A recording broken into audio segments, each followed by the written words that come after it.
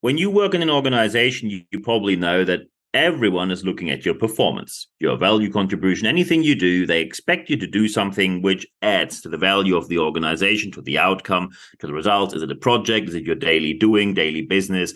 Or is it something extraordinary, something outstanding? Or, as we often say, walking the extra mile, going the extra mile.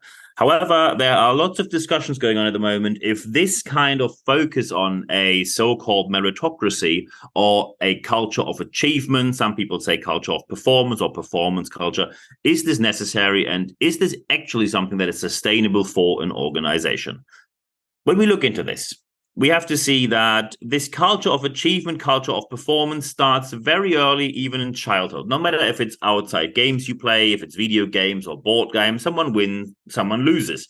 So when someone wins, someone has to lose. These are the rules. From elementary school to middle school, high school, college, university, scores, gradings, and marks always are part of what you do. In sports, of course, you normally count something and then a team wins or a team loses. So it looks like the whole life means achievement and performance are part of that.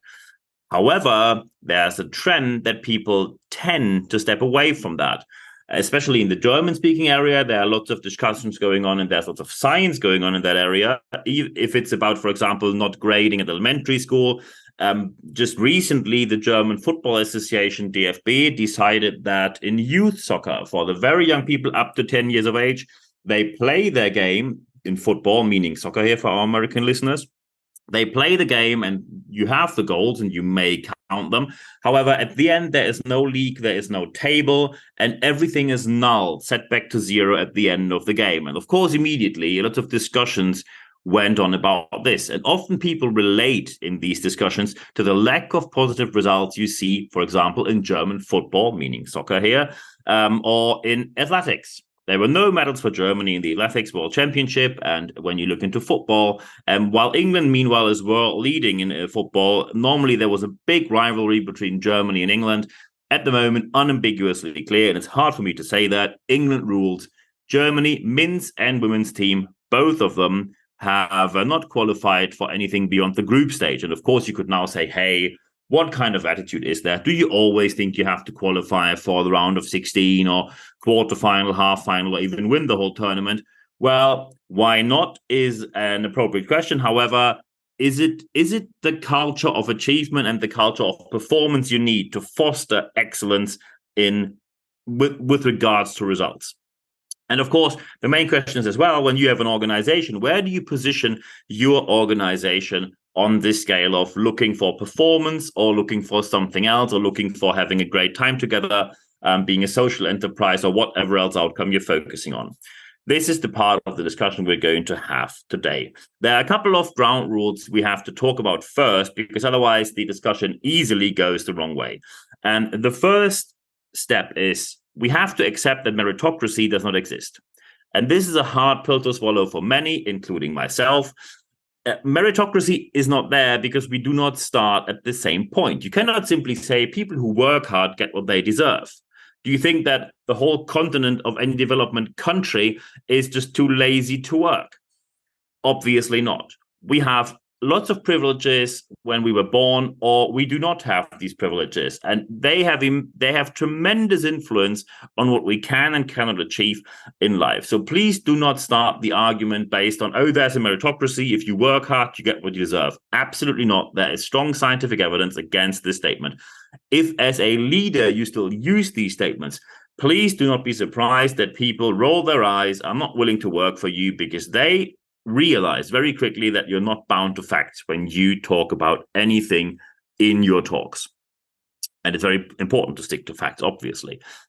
The second aspect is the contribution, the value, the achievement, the culture of achievement, the culture of performance. It is very hard to measure performance. And I give you a very simple example. Let's say you have a country and you have a society and you look into performance. So who is performing better for society? On the one hand, you have someone who works in a hospice, or let's say in a hospital, someone who works in a hospital as a nurse. On the other hand, you have an investment banker. You could, of course, now say, well, humans are what we need, and humans are the focus of everything we do. So obviously, the nurse is doing better. On the other hand, and you could claim the nurse has a better performance for society. On the other hand, you can say, well, anything we have in society needs to be refinanced. So the ones who pay the highest amount of taxes perform the most. So obviously, it's the investment banker. Both are valid points, but that's exactly where I was pointing at, that it's very difficult to determine what is the performance we're talking about here. If you're now using scales, for example, numbers, any scale you use, and that is the third aspect here, you have to acknowledge that any kind of scale always has a certain level of arbitrariness in it. Just look into school grades. In some countries, they use A to F, others use 1 to 6, where 1 is best, 6 is worse. Other countries use 1 to 5, where 5 is best and 1 is worse. So you see there is not one general rule which works for anyone. Of course, there are certain scales which are obviously unsuitable. So when you still work with Smiley has a smiling face or a neutral face, or Paulie has a very angry face, that is probably a scale that is not designed to be extremely sustainable when you evaluate anything. However, you have to see where are we on this scale. And if you use scales, always be aware there is a certain level of arbitrariness which you have to acknowledge. Looking into the approach, when you want to say, yes, we want to have a culture of performance, a performance culture, you need to communicate your standards unambiguously clear. If you simply say anyone has to try as hard as they can and deliver as much as they can, these are not standards. Your standards have to be measurable. The criteria must be objectively communicated and objectively measured. And here is the next problem. You will now say, as soon as humans evaluate something, it is not 100% objective. And here we are, you're right. However, what you cannot do here is simply go for a cheap excuse and say, well, and here come the top 3 that I often hear when I'm in consultancy or interim management jobs, or even in seminars, trainings, coachings. They're the top 3 where I often hear people using certain phrases where they think it's a good point. However, it's not. And you lose the support of your employees, your team members, when you use them. So when you, for example, say, well, it's always subjective, we know that, you have to deal with this. No. Or when you say, well, there's a certain level of injustice in anything, you have to live with a certain level of injustice. Injustice is part of the game. It's part of life. No. And when you say it is too much effort to find out a proper, objectively measured aspect, for example, you say, oh, yeah, there's 360-degree feedback. However, that's a lot of effort. It's way too expensive. No, we just have one manager evaluating you, and their opinion is just the ruling one. And if you don't like it, it's obviously your problem. Then, if you stick to this, if you say, oh, it's always a bit subjective, and there's a bit of injustice, and it's too much effort to try more, then you are part of the problem and by no means part of the solution. And that means you have to change. When you evaluate, the reliability and the validity has to be at its highest. Reliability means when you repeat the test, it has to come to the same result. Validity means that the result is truthful. So, for example, if you use a certain scale to find out, is it 1 pound, 2 pound, or 3 pound of meat, and you find that it's 3 pound, however, there wasn't a proper scaling involved, and the scale you used was a bit outdated. So you always get the same number, but the wrong number, no one is happy about the result. So reliability and validity must be at its highest. There are a couple of problems that you now have to look into, because when you now say, I think I get a certain idea where I want to position my organization, and maybe you get to the idea and say, yes, I want performance culture. Anyone is just based on performance. And you say performance and achievement is the only aspect that you strive for in your organization. Especially in the English-speaking world, there are lots of organizations that focus on performance culture. When you focus on performance culture only, you are in a global competition. And the global competition, especially since remote work is in place, means anyone can compete for your talent, because the only thing you care about is performance. And then you perform on a level where most likely you will not win. Because suddenly someone says, sorry, I'm going to work somewhere else. People pay more in Norway or in Sweden or in the US. And then you say, well, it's really unfair because in my country with my tax rate, I can't compete with this. Yeah, well, you said meritocracy and here we are. So be aware of the fact people want more than performance culture. If anyone in society only wanted performance culture based on numbers. No one would work for the public sector. No one would work for a hospital. No one would work on the social sector or anything like that. However, the vast majority of jobs, or at least a high share of them, is located exactly in these areas. And the number of jobs from free enterprise moving into the other sectors is rising, while the number of people going from the other sector into free enterprise is in a strong decline. So you see that this performance culture is not what people are looking for if it is the only part that you have, the only aspect you have in your organization. And by the way, if you make any kind of claims that you say, oh, the only thing that counts X, Y, Z, or you say we only value people based on, let's say, a sales job, based on revenue and profit, if you make any kind of these claims, you have the burden of proof on your side. And by the way, your experience or your opinion does not matter. When you say, oh, I think you didn't perform very well as a leader, in my experience, you should be a bit more straightforward, tell people what to do, communicate a bit less, just focus on the results. That's my experience.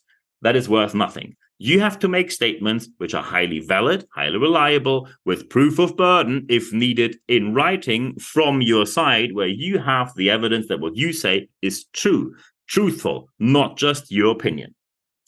So be aware that you need more than just performance culture or performance focus in your organization. By the way, organization, and here's the third part of the problem, organizations are relying on humans and the societies. The trend in society is something you cannot dictatorially ignore. You cannot, like a dictator, say, oh, I don't believe in this, we don't do that, because then no one wants to work for you in the future. You may disagree with certain trends in society, and believe me, when it comes to performance culture, and I was always in for working hard, working a lot, working long hours, and I'm very happy that people today can take a different approach. However, I still think that when you want to achieve a lot, you should probably work more than the amount of hours that are in your contract, especially when you want to excel in a certain leadership role. However, I'm happy that some people can take a different approach today. And I see that society's trends move away from what I did 20 years ago. Am I happy with all of it? No. Am I happy that people can take this path today, which was not available back in the days? Yes, I am. I am not the angry, envious person saying, oh, back in the days, I had to work 60 hours a week or more. Why don't you have to do that? It is good that we have a progress and different approaches. However, any kind of approach has an upside and a downside, as I just mentioned. And now for the last part, to sum it a bit up. There are certain aspects now which are part of my opinion, so not everything that follows in the final part here. I always want to label very clearly between scientific evidence and opinion. A couple of parts of this last part of this podcast this week is my personal opinion, especially the first part now. Having to deal with disappointment is part of what you need to learn. It is an important lecture. And of course, you will never say it in the moment when it happens. You will never say, oh, I have been turned down for the job. Thank you very much for the learning. I'm so grateful for this. You won't. Or when you have a very important project and you pitch for the project for 2 months, and at the end, the customer says, you were number 2 of our list. It was so close, but the other one gets the deal. But you were really amazing. Hopefully we work together in the future. You will not say, oh, thank you very much. That is so helpful. I'm so happy how nice you are. No, you just think, why didn't I get the deal? However, dealing with appointment and that dealing with disappointment, and that includes, for example, sports that you sometimes lose. And I've been a referee up to the professional leagues. And in these leagues, you sometimes have games where at the end you have to say, as a referee, you didn't do very well. That is disappointment. And dealing with that helped me a lot to deal with disappointments in other areas of life as well. And especially as an LGBTQIA plus community person, believe me, discrimination is incredibly disappointing. And I had to face it countless times. It didn't stop. It's actually getting worse again. While we had a couple of years where it became better, it's getting way worse at the moment. And dealing with that, due to what I learned in the past, it helps me to deal with it right now, and also to implement countermeasures to go after the offenders, who sometimes are not very happy about that. Some greetings to the people who send me a bit of nasty emails. Nice try. So dealing with the disappointment is important and a skill that, in my opinion, should be learned. The second aspect is when you evaluate someone, don't just look for the absolute final number, always look for a spectrum of development. However, the spectrum of development is depending on the context. I'll give you an example. If you, for example, have someone who's at a dentist school and they do a certain treatment at a dummy, so at a non-real patient because they are learning it, and they don't do very well, however, they are doing tremendously better than they did last week. That is a positive development in the spectrum from where they started. So you should come to the conclusion, even when someone messed up the treatment, to say, you messed it up. However, it is way better than before. Positive development, congratulations, and we work on from where we are right now. And now we come to the important point, context. At a dentist school, that is perfectly fine. When you, for example, work in a dentist practice on real world humans, you cannot say, well, last week you injured 11 patients. This week it's only 8. Congratulations, positive development. No, this is not how it works. When you work in a nuclear plant and someone says, oh, you care well with the reactor normally, sometimes not. But the alarms we receive are less than last year. No, there are certain situations, especially when you excel in a certain role and when you have to deliver. And that's why context is important. In many developing roles, this development spectrum is very important. However, at a certain point, you have to deliver on the promise. And then this is the point where you have to measure what people do. And I give you just 2 very simple examples. If you have a salesperson and they try really hard and they try their best and you see they do anything they can and they really want to perform, however, you simply see that they do not achieve the goal.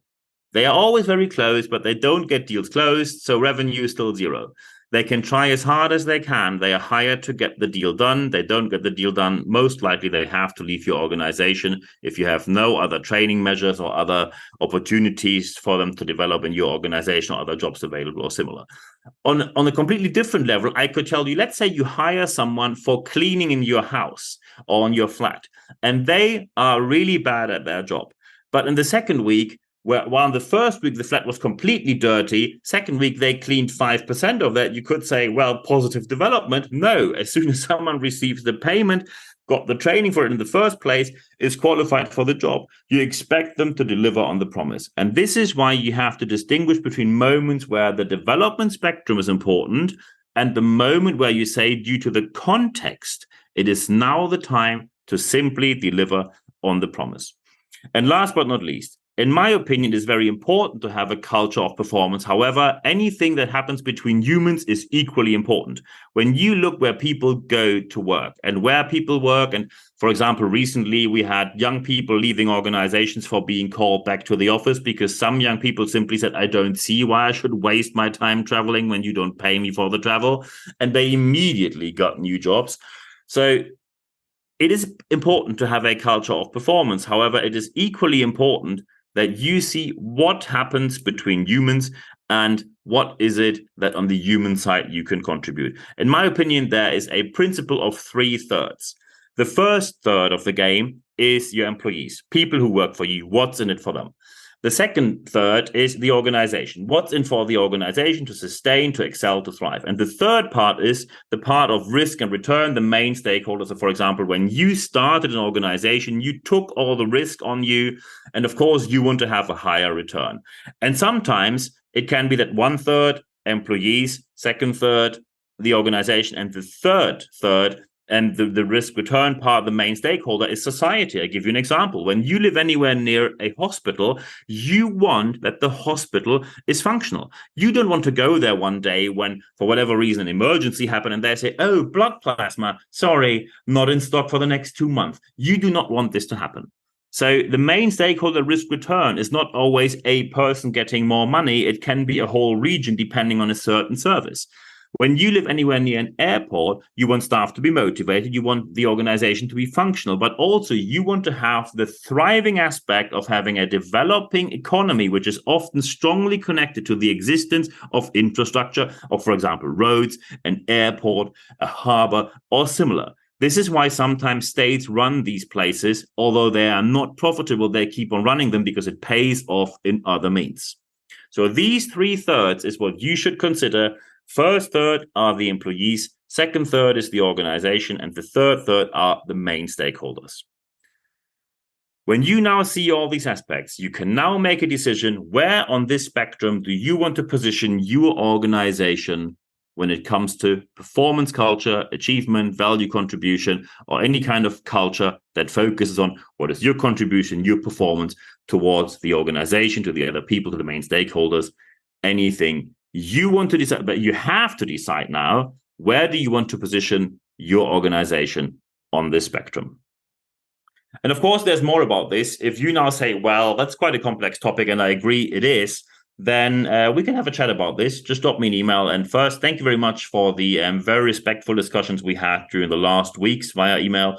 Just drop me an email, nb@nb-networks.com, and then we take it from there. If you'd like to have something very specific, training, speaking, coaching for your leaders, let me know as well. However, we can also just talk about your points that you like to discuss. nb@nb-networks.com. You also find my email address in the show notes of this podcast. Step number 2 that I always recommend, register for the leadership letter for a simple reason. We have live sessions, and thank you very much. Last week we had a live session that was very, very good. Feel free to join, but of course you have to know when and where. You will always know when and where due to receiving the expert letter. You only receive one email every Wednesday morning. It's 100% content, ad-free guarantee. You get free access to anything that I published. And when you go to expert.nb-networks.com, you just register your email address in there. And then you will receive this email where it also says when and where do we have the live Q&A sessions. I also put the link in the show notes of this podcast. And step number 3 is the most important one. Apply what you heard in this podcast, because only when you apply what you heard, you will see the positive outcomes that you want to see in your organization. I wish you all the best doing so. Let me know if you want to have any help. I'm always available and happy to do so. And at the end of this podcast, there's only one thing left for me to say. Thank you very much for your time.